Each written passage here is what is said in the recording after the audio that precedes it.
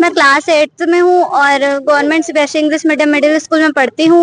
और एक ही मैम है हमारे स्कूल में जो अच्छे तरीके से इंग्लिश पढ़ाती है, साइंस का सब्जेक्ट पढ़ाती है वो हमें, तो उनका ट्रांसफर कर दिया गया है, जो कि हम लोग नहीं चाहते ऐसा कि उनका ट्रांसफर हो, तो हम लोग उसको कैंसिल करवाने ही यहाँ आए हैं। तो अभी इसके अलावा और कोई इंग्लिश टीचर नहीं है? नहीं, सब हिंदी मीडियम के टीचर्स हैं और उसमें भी हम लोग का मैथ्स और इंग्लिश का पढ़ाई जो है वो अच्छे से नहीं हो पाता है।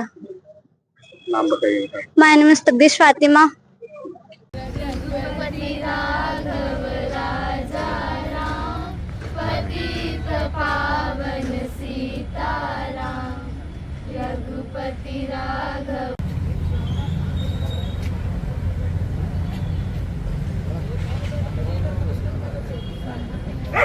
इंग्लिश मिडिल स्कूल से आए हैं, डोंगर गांव से।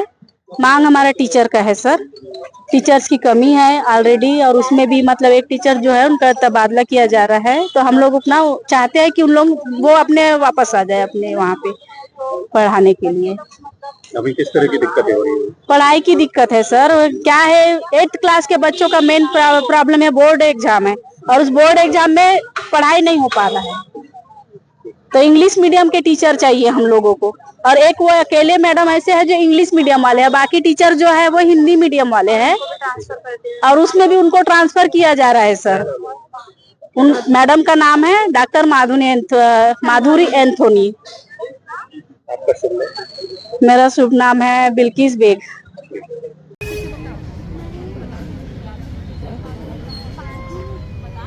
5 स्टूडेंट कितने हैं टोटल?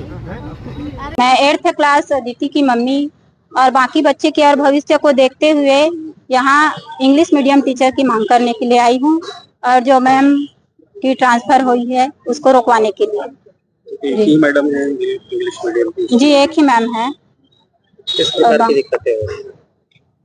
क्या दिक्कत होगी? क्या दिक्कत हो रही है तो ये तो नहीं पता सर, पर आए दिन पढ़ाई नहीं होता, बुक्स नहीं मिले थे, अब बुक्स मिले तो ट्रांसफर हो गई मैम की।